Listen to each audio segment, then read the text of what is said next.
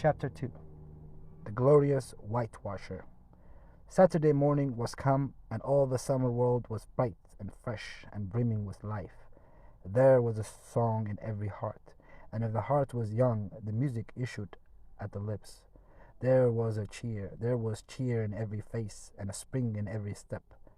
The locust trees were in bloom, and the fragrance of the blossoms filled the air. Cardiff Hill, beyond the village and above it, was green with vegetation, and it lay just far enough away to seem a delectable land, dreamy, reposeful, and inviting. Tom appeared on the sidewalk with a bucket of whitewash and a long handled brush. He surveyed the fence, and all gladness left him, and a deep melancholy settled down upon his spirit. 30 yards of board fence, 9 feet high. Life to him seemed hollow, and existence but a burden. Sighing, he dipped his brush and passed it along the topmost plank, repeated the operation, did it again, compared the insignificant whitewash streak with the far-reaching continent of unwhitewashed fence, and sat down on a tree box discouraged. Jim, Jim came skipping out at the gate with a tin pail and singing Buffalo Gals, bringing water from the town pump, and had always been hateful work in Tom's eyes before. But now it did not strike him so. He remembered that there was company at the pump. White, mulatto, and Negro boys and girls were always there, waiting their turns, resting, trading playthings, quarreling, fighting, skylarking, and he remembered that although the pump was only 150 yards off, Jim never got back with a bucket of water under an hour. And even then, somebody generally had to go after him. Tom said, "Say, Jim, I'll fetch the water if you will whitewash some." Jim shook his head and said, "Kate, Morristown, old missus, she told me I got to go on and get this water and not stop fooling around with anybody. She says the spec Mars Tom Gwine to ask me to whitewash, and so she told me go along and tend to my own business. She lowed she tend to do whitewashing." "Oh, never you mind what she said, Jim. That's the way she always talks. Give me the bucket. I won't be gone only a minute. She won't ever know." "Oh, I doesn't, Morris Tom. Old missus, she taken and tore the head off in me, and a deed she would. She never licks anybody, whacks them over the head with her thimble, and who cares for that? I like to know she talks awful, but talk don't hurt. Anyways, it don't if she don't cry, Jim. I'll give you a marvel. I'll give you a white alley." Jim began to waver. "White alley, Jim, and it's a bully towel. My, that's a mighty gay marvel, I tell you. But Morris Tom, I is powerful fatal missus. And besides, if you will, I'll show you my sore toe." Jim was only human. This attraction was too much for him. He put down his pail, took the white alley, and bent over the toe with absorbing interest while the bandage was being unwound. In another moment he was flying down the street with his pail and tingling rear. Tom was whitewashing with vigor, and Aunt Polly was retiring from the field with a slipper in her hand and triumph in her eye. But Tom's energy did not last. He began to think of the fun he had planned for this day, and his sorrows multiplied. Soon the free boys would come tripping along on all sorts of delicious expeditions, and they would make a world of fun.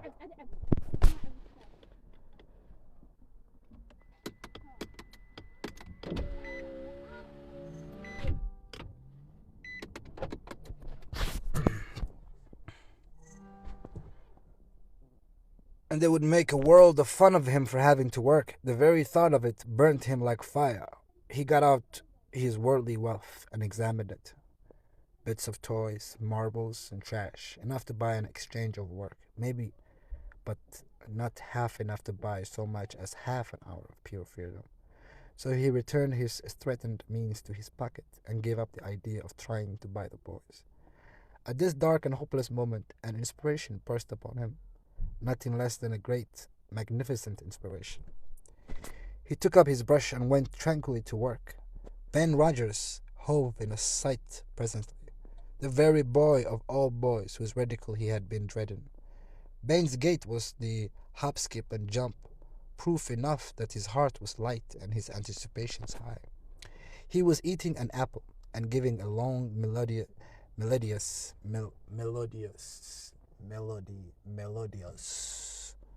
whoop at intervals, followed by a deep toned ding dong dong, for he was personating a steamboat. As he drew near, he slackened speed, took the middle of the street, leaned for over to starboard, and rode into ponderously and with laborious pomp and circumstance, for he was personating the big Missouri, and considered himself to be drawing 9 feet of water. He was boat and captain and engine bells combined, so he had to imagine himself standing on his own hurricane deck, giving the orders and executing them.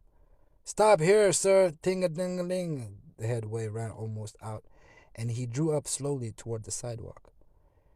"Ship up to back, ting-a-ling-ling." His arms straightened and stiffened down his sides.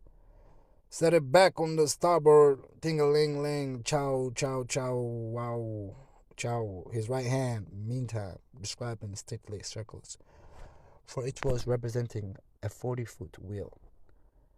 "Let her go back on the larboard, ting-a-ling-ling, chow, chow, chow." The left hand began to describe circles. "Stop the starboard, ting-a-ling-ling. Stop the larboard. Come ahead on the starboard. Starboard, let your outside turn over slow, ting-a-ling-ling, chow, wow. Get out, headline, lively now. Come out with your spring line. What are you up out there? Take a turn around that stump with the plight of it. Stand by that stage now. Let it go. Down with the engines." "Sir, ting-a-ling-ling, shit, trying the gauge cocks. Tom went on whitewashing, paid no attention to the steamboat. Ben stared a moment and then said, "Hi, you're up a stump, ain't you?"